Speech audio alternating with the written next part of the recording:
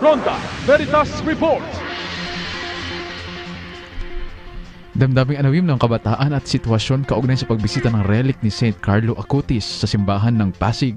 Detalye sa pag-ulit Nolan Ariola. Ganolan? Maraming salamat mga kapanalig. Itinuturing na pambihirang biyaya ng Diocese of Pasig ang pagdating ng pericardium relic ng Venerable St. Carlo Acutis, ang kinikilalang millennial saint at patron ng internet.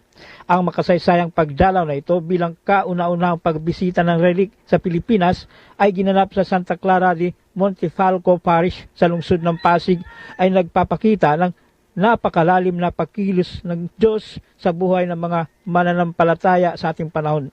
Hindi lamang ito isang ordinaryong pagtitipon, kundi isang dakilang pagkakataon upang mas lalo nating mapagnilayan ang kalagahan ng kabanalan sa gitna ng makabagong mundo, kung saan ang teknolohiya ay bahagi na ng ating pang-araw-araw na buhay.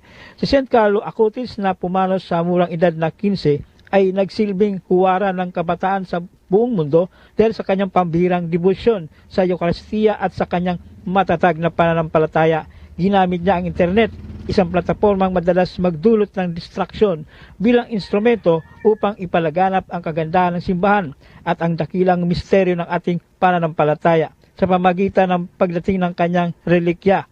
Naging pagkakataong personal na naranasan ang presensya ng isang kabataang nag-alay ng kanyang buhay sa Diyos sa simple ngunit makabuluhang paraan. Masasabi ko napakaganda since ito yung pinakauna kong experience na nakakita ng relief ng mga santo. And napakasaya kasi kasing bata ko siya na santo, and nakaka-inspire kasi gumagamit din siya ng technology. Ang papayo ko is laging mag-pray ka kay Lord and always to do nice things. Yan ang tinig ni Stephen. Mga kapanalig, isa sa advokasya ng Simbahang Katolika ay ang mapalawak at mapatatag pa ang pananampalataya sa Diyos ninuman at saan man. Para sa Veritas 846, ang radyo ng simbahan, ako inyong kapanalig, Nolan Ariola, sumainyo ang katotohanan. Ronda Veritas Report. Ikalawang linggo ng Adbyento.